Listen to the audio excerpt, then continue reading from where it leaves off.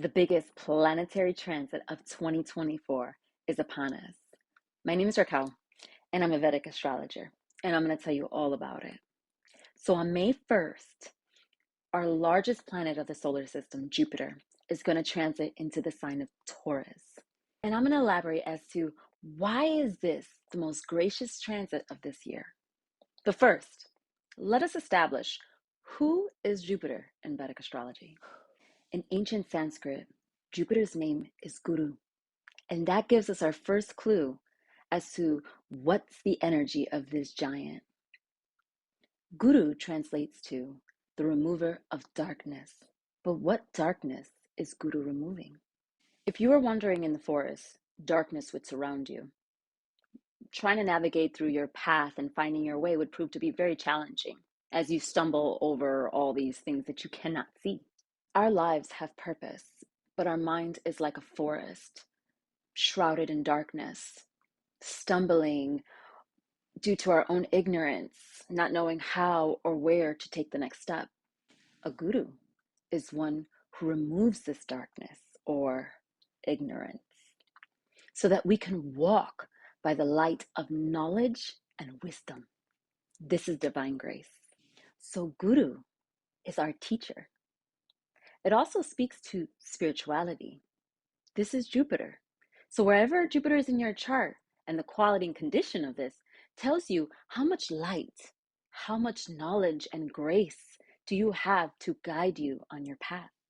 This is why in the king's court in astrology, Jupiter or Guru is considered the priest because it's able to guide and offer counsel. And because of this knowledge and wisdom, we're able to expand and grow. And that is one of the key features of Jupiter: expansion, growth, knowledge, wisdom. It is a very gracious planet.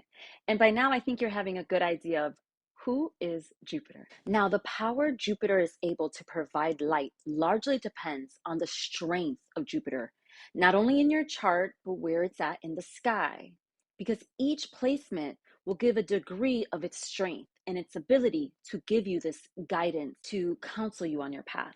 One of the ways to measure the strength of a planet in a particular sign is to see what is the relationship between that planet and the sign's lord or rulership. This is because Guru or Jupiter has divine wisdom and knowledge to offer. It is sattvic or righteous and virtuous. It's where we can see someone's belief systems, your morals and ethics, your principles fall under the camp of Guru or Jupiter. Taurus is an earth sign and the feminine expression of Venus. Taurus is known for its stable, solid, and practical nature. Taurus is the sign of the second house, dealing with our value system. This being our self-worth, our family, our finances, our material assets and resources, to name a few. So there's a strong attachment to the finite world, as you can see, because these are all connected to the senses of what we're experiencing here on Earth. If you know a Taurus native, if you have one in your life, then you know how they feel about food, family, finances, like their money and possessions, all themes of the second house. And something that clues us into what the collective will be thinking about, or the themes that we'll see in our world over the next year as Jupiter transits into Taurus. So as Jupiter journeys through Taurus, we'll start to see the prominence in food and agriculture. By the grace of Jupiter, we'll learn a lot about how to heal through food and plant medicine. Many people will be keen on learning how to grow their own food and create gardens to nourish their families and communities. Unfortunately, some of this could be due to inflation around food and imported goods. So people seeking alternative ways to save money, because Taurus is a sign of money, wealth, but seen as the relationship between Jupiter and Venus is inimical. There are some drawbacks here in its ability to give us all the wisdom that we need. Although wisdom will be achieved, but perhaps through some more harsh lessons that we're all collectively going to have to learn from. Inflation overall could be problematic. Think of the price increase that happened during COVID, right? So things prices went up, and it's not that it made everyone broke, because definitely the CEOs during that time profited. So one of the indications here that I'm saying is that we can see a lot of concentration of wealth, but also the opportunity to gain wealth. Just depends on your field and industries or your personal choices and how you deal with your money and finances. Wealth creation overall is going to be on the mind of many people. Think speculative business, money markets. A lot of people may be turning to these alternatives to increase their wealth. And to be fair, if you get good guidance, you might be one of those people who could gain on the opportunity to increase their portfolios. But trying to create wealth for family, generational wealth, and just wealth creation overall is going to be a huge theme for the next 12 months. Something else that we might see is changes in currency, and global money exchange is something that we can see undergo a major shift. This also applies to the housing market and real estate value, building materials. And this is all going to be due to your own chart and your own karma. But these industries will definitely see increase. If you want a clue as to what are the areas of your life that can see an increase, an expansion from Jupiter's aspects, check out these signs: Virgo, Capricorn, and of course, Taurus.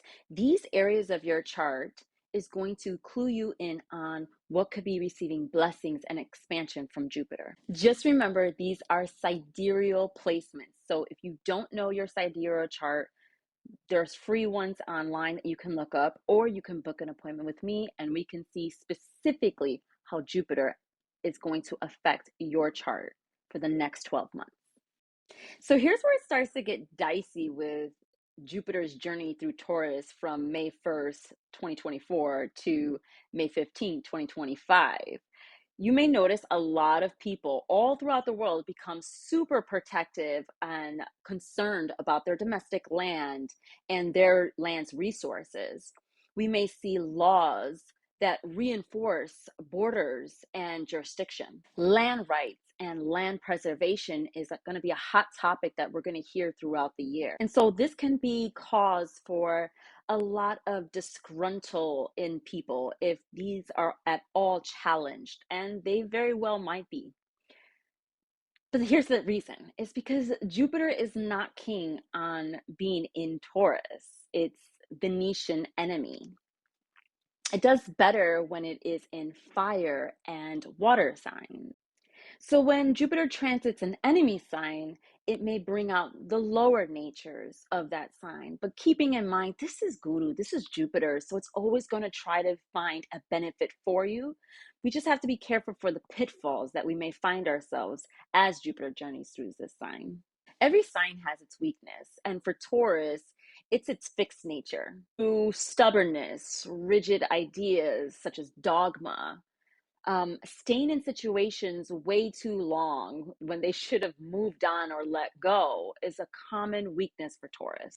Jupiter in Taurus expands the Venetian qualities, but too much and it spoils it through excess. This is where we can see greed run rampant during this time period. While Jupiter is going to be in Taurus, Rahu is still in Pisces, Jupiter's sign. If you know a Pisces, you know that they like to chill, and so does a Taurus. So a form of lethargy or laziness can be very pronounced in the collective, often choosing comfort over doing what's right. Something people may not think to attach to Taurus: when there is excess, you may find hedonism or an over sexualized nature may be prevalent in the collective as well. This is where we might see like adharmic behaviors or just people's desires reaching no end, where morals and principles are left behind. Hoarding of money wealth, resources, material assets, overconsumption, overindulgence. As you can see, it's a lot of over the top, and it's best when we have these things in balance. If not, they can have a detrimental effect. I'm gonna put it mild, detrimental effect. Our biggest mistake is placing our faith, Jupiter, into materialism, Taurus, thinking somehow this is going to save us from something. But doing so often breeds selfishness, hoarding of things, thinking that if we amass enough, we'll be protected. And often we think of ourselves and only our people, neglecting everybody else with little to no respect on how this affects the collective. While Jupiter is enhancing those Venetian qualities, it's up to us to learn how much importance do we put into the material and how much do we put into the immaterial. Because this is where Jupiter is more focused on. What is beyond what we can see, what we can touch, what we can taste. So this will be a major challenge for a lot of people. Jupiter's nature is to lead us to the divine. But will we find God at the altar of money?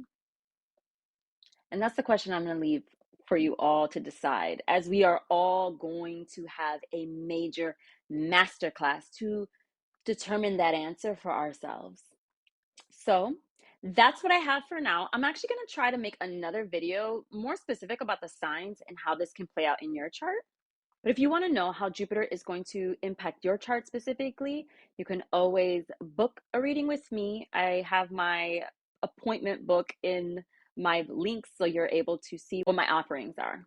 So, with that, I'd like to close and wishing you all the best in this next year as Jupiter transits through Taurus. Many blessings.